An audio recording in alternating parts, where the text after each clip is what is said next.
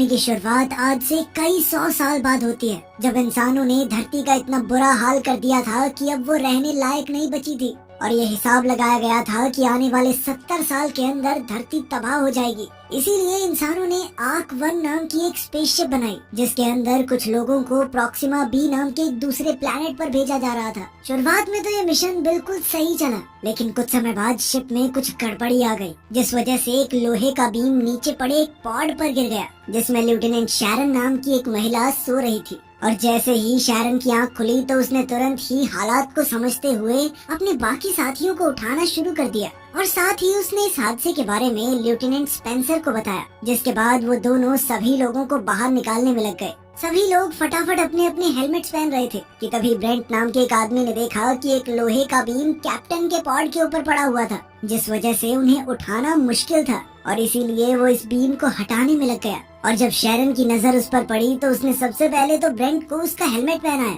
जिसके बाद वो ब्रेंट को वहाँ से बाहर ले आई, क्योंकि वो जानती थी कि वो लोग किसी भी हाल में अब कैप्टन को बाहर नहीं निकाल पाएंगे। एक सुरक्षित जगह पर पहुंचने के बाद सभी लोगों ने अपने हेलमेट उतार दिए, जिसके बाद शैरन और स्पेंसर ने इस हादसे की खबर कमांडिंग ऑफिसर को देने का फैसला किया। पर जब वो दोनों उसके कमरे के पास पहुंचे तो उन्होंने देखा कि उनकी स्पेसशिप का एक पूरा हिस्सा गायब हो चुका था। कमांडिंग ऑफिसर के गायब हो जाने के बाद शैरन ने ये जिम्मेदारी खुद अपने कंधों पर उठाने का फैसला किया, जिसके बाद सबसे पहले उसने सभी लोगों की एक मीटिंग बुलाई। असल में उनकी स्पेसशिप आर्क 1 में एक अनजान दिक्कत आ गई थी, जिसके चलते उनका एक पूरा हिस्सा टूटकर अलग हो गया था और इसी वजह से वो सभी लोग तय किए गए समय से 1 साल पहले ही उठ गए। असल में शैरन और उसके सभी साथी प्रॉक्सिमा बी नाम के एक प्लेनेट पर जा रहे थे, लेकिन अब सीमित खाने और पानी की वजह से उन सभी को हर एक चीज का ध्यान रखना था। पर शैरन को भरोसा था कि वो लोग अपने मिशन में जरूर कामयाब होंगे, क्योंकि वो धरती पर मौजूद लोगों की आखिरी उम्मीद थे। मीटिंग के बाद एग्नेस नाम के एक लड़के ने शैरन को आइडिया दिया कि वो स्पेसशिप के अंदर सब्जियां उगा सकते हैं। शैरन को ये आइडिया बहुत पसंद आया और उसने तुरंत ही पावर को उस सेक्शन में भेजने का आदेश दे दिया। पर जब स्पेंसर को इस बारे में पता चला तो वो बिल्कुल भी खुश नहीं था और उसने शैरन को इतने बड़े फैसले लेने से पहले उसके साथ डिस्कस करने को कहा, क्योंकि इस बात की कोई गारंटी नहीं है कि एक्चुअली में फसल उगेगी या नहीं। उसकी पूरी बात सुनने के बाद शैरन ने सबसे पहले तो अपनी गलती के लिए उससे माफी मांगी और साथ ही उसने स्पेंसर को चेतावनी दी कि अगली बार सबके सामने बगावत करने से पहले 2 बार सोच लेना। इसके बाद इस चीज पर फैसला लेने के लिए एक बोर्ड मीटिंग बुलाई गई, जिसमें सभी लोगों ने शैरन के प्लान के साथ जाने का फैसला किया। पर तभी अचानक से जहाज में ऑक्सीजन सप्लाई तेजी से गिरने लगी और इस दिक्कत को सही करने के लिए शिप के लाइफ सपोर्ट ऑफिसर जैस्पर को बुलाया गया, लेकिन जैस्पर कहीं भी दिखाई नहीं दे रहा था। इसलिए सभी क्रू मेंबर्स ने वापस अपने हेलमेट्स पहनने शुरू कर दिए, लेकिन उधर डोरान बेलौर नाम का एक आदमी बिना हेलमेट के मेडिकल रूम में फंसा हुआ था और तभी खुशकिस्मती से उसे एक ऑक्सीजन सिलेंडर मिल गया, जिसे पहनकर वो बाहर निकलने का रास्ता ढूंढने लगा। उधर सिक्योरिटी हेड फेलिक्स ने आखिरकार जैस्पर को ढूंढ लिया, जिसके बाद उसे डेक पर मदद करने के लिए लाया गया। पर इस दिक्कत को सही करने के बजाय जैस्पर ने एक ऐसा खुलासा किया जिसने सभी को हैरान कर दिया। जैस्पर के मुताबिक वो असली जैस्पर था ही नहीं, बल्कि वो कुछ ऑफिसर्स को पैसे खिलाकर इस मिशन पर आया था। असल में साइंटिस्ट के मुताबिक धरती के पास अब सिर्फ 70 साल ही बचे थे, पर जैस्पर को उनकी इन बातों पर भरोसा नहीं था और उसे लगता था कि शायद धरती पहले ही खत्म हो जाएगी। इसीलिए वो किसी भी हालत में इस मिशन का हिस्सा बनना चाहता था। ये सुनकर शैरन को बहुत गुस्सा आया और उसने तुरंत ही जैस्पर को अरेस्ट करने का आदेश दे दिया, जिसके बाद उसने अलग अलग फील्ड्स के एक्सपर्ट्स को बुलाया ताकि वो लोग मिलकर इस परेशानी से बाहर निकल सकें। उधर बेलौर ने भी किसी तरह से दरवाजे को खोलकर अपने साथ साथ कई सारे लोगों की जान बचाई जो जल्द ही मरने वाले थे। इधर एलिसिया नाम की एक लड़की मेन प्रॉब्लम को ढूंढने की कोशिश कर रही थी और उधर स्पेंसर और एक दूसरे आदमी को शिप के बाहर जाकर जांच करने का काम दिया गया, जहां उन्हें लीकेज मिली, जिसे ठीक करने के बाद उन सभी की जान खतरे से बाहर थी। एलिसिया के शानदार काम की वजह से उसे लाइफ सपोर्ट के चीफ के तौर पर प्रमोट कर दिया गया, पर उसकी लाख कोशिशों के बावजूद भी 6 लोग मारे गए थे। थोड़ी देर बाद शैरन जैस्पर से मिलने गई, जहां उसने जैस्पर को चेतावनी दी कि शायद उसे इस झूठ के बदले में मौत मिलनी चाहिए, जिस पर जैस्पर का कहना था कि वो अकेला झूठ बोलकर शिप पर नहीं आया और उस जैसे और कई सारे लोग मौजूद हैं यहाँ पर। ये सुनकर शैरन बहुत हैरान थी और वो चुपचाप वहाँ से चली गई।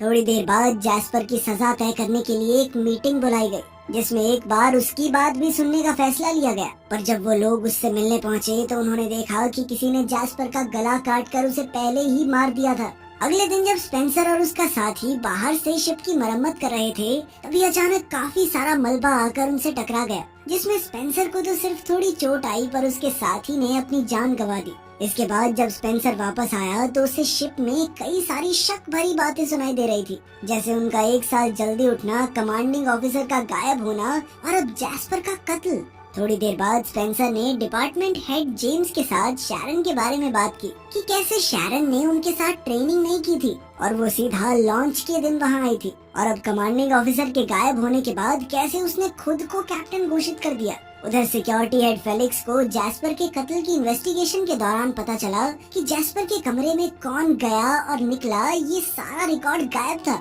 थोड़ी देर बाद अचानक एग्नेस के फार्म में एक पानी की पाइप फट गई, जिसके बाद उन लोगों के पास सिर्फ 3 दिन का पानी बचा था। इस सब के बाद जब एग्नेस पानी साफ कर रहा था, तभी उसकी नजर वहाँ मौजूद एक ब्लेड पर पड़ी, और अब एग्नेस और अलिसिया को ये लग रहा था कि शायद कातिल ने जैस्पर का गला काटने के बाद ये ब्लेड पानी की पाइप में डाल दिया था, जिसकी वजह से अब ये पाइप फट गई। इसलिए एग्नेस उस ब्लेड को लेकर सीधा फेलिक्स के पास पहुँच गया। उधर ईवा की टीम लगातार ज्यादा से ज्यादा पानी बचाने की कोशिश में लगी हुई थी। अगले दिन जेम्स शिप की बाहर से जांच कर रहा था और स्पेंसर अंदर से उसे देख रहा था। अपनी जांच के दौरान जेम्स को शिप पर कुछ डायमंड जैसी दिखने वाली चीजें मिली, और जैसे ही उसने उस चीज को अपने हाथ में लिया तो अचानक उसके ग्लव्स पिघलने लग गए और वो तुरंत अंदर की तरफ भागा, जहां डॉक्टर संजीवनी ने उसकी मरहम पट्टी की। उधर ईवा इस बात से परेशान थी कि वाटर टैंक जरूरी प्रेशर तक नहीं पहुंच पा रहे। तभी ईवा ने एक अर्जेंट मीटिंग बुलाकर सभी को बताया कि अब उनके पास सिर्फ 4 ही दिन का पानी बचा है, और अगर सबने थोड़ा थोड़ा भी पिया तो भी 8-10 दिन से ज्यादा नहीं चलेगा। जिसके बाद सभी लोग काफी ज्यादा डर गए। अब उन्हें कुछ भी करके पानी का जुगाड़ करना होगा, और खुशकिस्मती से उन्हें जल्द ही अंतरिक्ष में एक ऐसा कॉमेट मिल गया जिसके अंदर काफी सारा पानी मौजूद था, और अब उन्हें कुछ भी करके इस कॉमेट से सारा पानी निकालना होगा। इसके बाद जेम्स को उस कॉमेट पर सही तरीके से लैंड करके पानी निकालने का काम दिया गया, और इसमें ईवा इस पूरे मिशन को मॉनिटर करने वाली थी, और उन दोनों का ये मिशन कामयाब भी रहा। जिसके बाद जेम्स को शिप पर काफी शाबाशी मिली। पानी की प्रॉब्लम सॉल्व होने के बाद सभी लोग काफी रिलैक्स थे, पर उसी रात स्पेंसर को एक अनजान मैसेज आया, इसमें जैस्पर के सामान का पता लिखा हुआ था, और उसी मैसेज की बदौलत स्पेंसर को एक मेमोरी ड्राइव मिली जिसमें एक वीडियो मौजूद थी। उस वीडियो में जैस्पर एक बार में शैरन को रिकॉर्ड कर रहा था, जिसमें वो एक बाइकर को बेरहमी से पीट रही थी, और अंत में उसने उस बाइकर का गला काट दिया। ये देखकर स्पेंसर काफी हैरान था, और उसने तुरंत ही फेलिक्स को इस बारे में बताया, जिसके बाद शैरन को जैस्पर के कत्ल के इल्जाम में अरेस्ट कर लिया गया। और इस वीडियो के बावजूद भी शैरन का कहना था कि वीडियो में दिख रही लड़की वो है ही नहीं, एआई ने बनाई है, मैं नहीं हुई है। उधर एग्नेस परेशान था क्योंकि बिना किसी वजह के उसकी सब्जियां खराब हो रही थी, और इससे पहले कि वो कुछ सोच पाता, जेम्स ने उसे अपने पिघले हुए ग्लव्स की जांच करने के लिए बुला लिया। उधर फेलिक्स वीडियो को लेकर शैरन से तहकीकात कर रहा था, जिसमें शैरन का कहना था कि मैं इस वीडियो का हिस्सा हो ही नहीं सकती, क्योंकि उस वक्त वो आर्क 1 को लेकर चल रही मीटिंग में थी। पर फेलिक्स उसकी किसी बात पर ध्यान नहीं दे पा रहा था, और उसे जगह जगह पर अलग अलग चीजें दिख रही थी। असल में ये दिक्कत सिर्फ फेलिक्स को नहीं बल्कि सभी क्रू मेंबर्स को हो रही थी। पर कुछ देर बाद फेलिक्स एक बार फिर से होश में आया, और उसने दोबारा से शैरन से सवाल जवाब शुरू कर दिए, जिसमें शैरन ने एक ऐसा खुलासा किया जिसने फेलिक्स के होश उड़ा दिए। असल में शैरन और उसकी जुड़वा बहन डेनिस का जन्म लैब में एक खास एक्सपेरिमेंट के दौरान हुआ था। उन दोनों को ही खास तौर पर स्पेस में रहने के लिए तैयार किया गया था, पर जल्द ही उसकी बहन डेनिस को कुछ ज्यादा ही गुस्सा आना शुरू हो गया, और वो अक्सर लोगों को मारना शुरू कर देती थी। और ऐसे ही एक दिन उसने वीडियो में मौजूद उस आदमी का कत्ल कर दिया। इसी वजह से शैरन को बाकी लोगों के साथ ट्रेन नहीं किया गया था। उसकी पूरी कहानी सुनने के बाद फेलिक्स को उस पर भरोसा हो गया, और उसने शैरन को एक बार फिर आजाद कर दिया। इसके बाद लोगों को जो अजीबोगरीब चीजें दिखाई दे रही थी, उसके बारे में एक मीटिंग हुई, और जब मीटिंग में स्पेंसर ने शैरन को देखा तो वो काफी गुस्सा हुआ, और उसे तब और ज्यादा गुस्सा आया जब फेलिक्स ने शैरन को आजाद करने की वजह बताने से भी मना कर दिया। मीटिंग के दौरान एग्नेस ने डॉक्टर संजीवनी को बताया कि ये सब जो हो रहा है, इसके पीछे उस पानी का हाथ हो सकता है जो हमने उस कॉमेट से निकाला था। पर ये बात बताते ही एग्नेस अचानक बेहोश हो गया। उसकी ये बात सुनते ही डॉक्टर संजीवनी ने तुरंत ब्लड सैंपल्स की जांच की, और उसे पता चला कि कॉमेट के पानी में एक ऐसी चीज मौजूद थी जिससे एलएसडी जैसा नशा होता था, और इसी के चलते सभी को भ्रम हो रहे थे। ये खबर मिलते ही शैरन तुरंत संजीवनी के पास आई और उसने बताया कि वो एक जेनेटिकली मॉडिफाइड क्लोन है। और उसे ये बात जानकर हैरानी हुई कि संजीवनी को इस बारे में पहले से पता था। शैरन का कहना था कि कॉमेट का पानी पीने के बावजूद भी उसे कोई दिक्कत नहीं हुई और इसीलिए उसे लगता है कि शायद उसके खून से वो एंटीडोट बना सकते हैं। इस चीज को टेस्ट करने के लिए संजीवनी ने तुरंत कुछ टेस्ट करने शुरू कर दिए और जल्द ही ये बात कंफर्म हो गई कि वो शैरन के खून से एंटीडोट बना सकते हैं। और इससे पहले कि वो अपना काम पूरा कर पाती, संजीवनी अचानक जमीन पर गिर गई और इसलिए इस काम को पूरा करने की जिम्मेदारी एलिसिया को दी गई, जिसने तुरंत ही अपना काम शुरू कर दिया और उसने बड़ी समझदारी से एंटीडोट को मल्टीप्लाई करके सीधा पानी की सप्लाई में डाल दिया ताकि वो लोग इस एंटीडोट को तेजी से सभी क्रू मेंबर्स तक पहुंचा सके। जल्द ही सभी क्रू मेंबर्स वापस ठीक हो गए, पर एलिसिया ने वो पानी सबसे आखिर में पिया क्योंकि उसे भ्रम की वजह से अपनी माँ दिखाई दे रही थी, जिनसे वो मन बहलाने के लिए हर बात कर लेती थी। उधर एंगस जेम्स के जले हुए ग्लव्स की जांच कर रहा था, जिस दौरान उसे जेम्स के ग्लव्स पर एक ऐसा मटेरियल मिला जिसके बारे में इंसान जानते ही नहीं थे और इसीलिए अब एंगस को लग रहा था कि शायद किसी ने इस मटेरियल को एक हथियार की तरह इस्तेमाल किया है और उसके मुताबिक शायद इसी की वजह से वो सबसे पहली गड़बड़ी हुई, जिसके चलते सभी लोग समय से पहले ही उठ गए। कुछ देर बाद स्पेंसर ने संजीवनी को आराम करने भेज दिया और मौका मिलते ही वो खुद डेटाबेस की जांच करने में लग गया, जहाँ उसे शैरन के क्लोन होने के बारे में पता चला और ये जानकारी मिलते ही उसने शैरन पर अपनी असलियत छुपाने का आरोप लगाना शुरू कर दिया और उसका मानना था कि क्लोन होने की वजह से शैरन स्पेसशिप की कैप्टन नहीं बन सकती, क्योंकि इतनी सारी जिंदगियों की जिम्मेदारी एक क्लोन के हाथ में देना तो बेवकूफी थी। शैरन ने उसे समझाने की काफी कोशिश की, पर स्पेंसर इस मुद्दे को काउंसिल के पास ले गया, जहाँ उसने अपनी बात को साबित करने के लिए शैरन की बहन डेनिस की वीडियो का इस्तेमाल किया और इसके बावजूद भी उसके अलावा काउंसिल का हर एक मेंबर शैरन के ही सपोर्ट में था और उन सभी का मानना था कि शैरन ने कई बार अपनी काबिलियत को साबित किया है। और इसके बाद तो शैरन को स्पेसशिप का ऑफिशियल कैप्टन घोषित कर दिया गया और ये जिम्मेदारी मिलते ही शैरन ने बिना समय बर्बाद किए सभी को उनका काम देना शुरू कर दिया।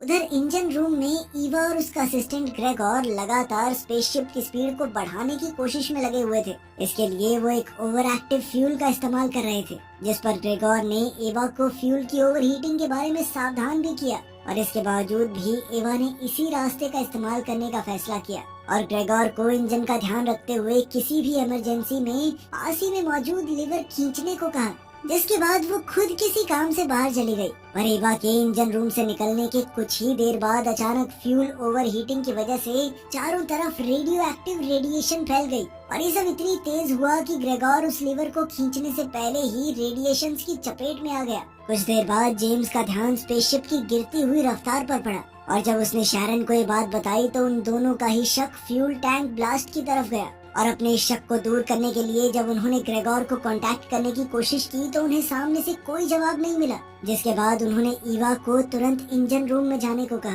पर जब ईवा इंजन रूम में पहुंची तो उसने देखा कि रेडिएशंस की वजह से इंजन रूम के दरवाजे ऑटोमेटिकली लॉक हो चुके थे। ये देखते ही ईवा बहुत ज्यादा घबरा गई और उसने तुरंत ही ये जानकारी शैरन को दी, जिसके बाद सभी क्रू मेंबर्स रेडिएशन को न्यूट्रलाइज करने का तरीका ढूंढने में लग गए। उधर जैस्पर के खून की इन्वेस्टिगेशन के दौरान फेलिक्स को पता चला कि एलिसिया के टैबलेट से स्पेंसर को एक खुफिया मैसेज भेजा गया था, जिसमें जैस्पर के मेमोरी कार्ड की जानकारी थी और जब एलिसिया से इस बारे में पूछा गया तो उसने बताया कि उसका टैबलेट कुछ देर के लिए बेलौर के पास था। ये जानकारी मिलते ही फेलिक्स बेलौर से पूछताछ करने के लिए गया, पर जैसे ही बेलौर को पकड़े जाने का एहसास हुआ तो उसने भागना शुरू कर दिया, पर आखिरकार फेलिक्स ने उसे दबोच ही लिया। जिसके बाद फेलिक्स, जेम्स और स्पेंसर उसे पूछताछ के लिए ले आए, जहाँ उसने कबूल कर लिया कि उसी ने जैस्पर का खून किया था और उसने जैस्पर को इसलिए मारा क्योंकि वो भी घूस देकर यहाँ आया था और वो नहीं चाहता था कि जैस्पर उसके बारे में सबको बता दे। उधर ईवा की टीम एक अलग ही मुसीबत में थी। असल में टीम के कुछ मेंबर्स ऑटो लॉक की वजह से रेडियो एक्टिव जोन में ही फंस गए थे और बढ़ती रेडिएशन की वजह से उन सबकी जान खतरे में थी और इससे बचने का सिर्फ एक ही रास्ता था कि कोई इंसान इंजन रूम में जाकर उस लीवर को नीचे करके इंजन को बंद कर दे, लेकिन जो अंदर जाएगा उसकी जान जाना तो तय था। और इसीलिए शैरन ने सभी क्रू मेंबर्स से पूछा कि क्या कोई अपनी इच्छा से ये काम करना चाहेगा, पर कोई भी इसके लिए तैयार नहीं था और इसीलिए शैरन ने ये काम खुद करने का फैसला किया। लेकिन लोग अपने कैप्टन को भी नहीं खोना चाहते थे। इस बात पर चर्चा चल ही रही थी कि तभी स्पेंसर बेलौर से मिलने के लिए गया। स्पेंसर ने बेलौर को पूरी बात बताई कि अगर इस प्रॉब्लम को जल्द से जल्द ठीक नहीं किया गया तो कोई नहीं बच पाएगा और अगर उनका मिशन पूरा नहीं हुआ तो इंसानियत का खात्मा तय है। ये सुनकर बेलौर ने फैसला किया कि अब तक की जिंदगी उसने सिर्फ अपने लिए जी थी, लेकिन अब वो अपनी गलतियों को ठीक करने के लिए अंदर जाने को तैयार हो गया। जिसके बाद बेलौर एक प्रोटेक्टिव सूट पहनकर रिएक्टिव रूम के अंदर घुस गया, जहां जमीन पर कई सारी लाशें पड़ी हुई थी। पर बेलौर इन सभी चीजों को नजरअंदाज करते हुए आगे बढ़ता गया। पर जब वो मेन इंजन रूम के पास पहुंचा तो उसने देखा कि उस कमरे का दरवाजा ऑटो लॉक हो गया था, क्योंकि उसी कमरे से सारी रेडिएशन निकल रही थी। पर इसके बावजूद भी बेलौर ने अपनी काबिलियत से उस दरवाजे को खोलकर लीवर को खींच दिया, जिसके बाद रेडिएशन निकलनी बंद हो गई और उसकी इस बहादुरी ने सबका दिल जीत लिया। और इतनी तेज रेडिएशन की वजह से बेलौर की तुरंत ही मौत हो गई और उसने जहाज पर मौजूद सभी लोगों की जान